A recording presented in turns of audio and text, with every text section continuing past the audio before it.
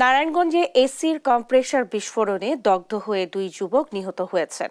রোববার দুপুরে সোনারগাঁয়ের কাঁচপুরে মেঘা কমপ্লেক্সের ভবনে অবস্থিত স্টার্ন ব্যাংকের উপশাখায় এই ঘটনা ঘটে।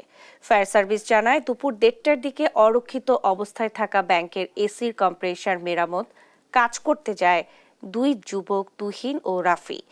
এই সময় হঠাৎ বিস্ফোরণ ঘটলে ওই দুই যুবক দগ্ধ হয়। পরে তাদেরকে উদ্ধার করে নারায়ণগঞ্জ সদর জেনারেল হাসপাতালে নিয়ে গেলে চিকিৎসক তাদের মৃত ঘোষণা করেন।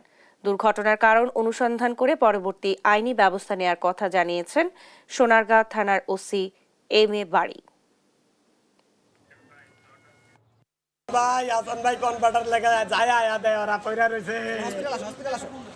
এখান থেকে একটা আওয়াজ পেলাম, শব্দ হলো, পরে শুনি যে এসি বাসটা লোক মারা গেছে।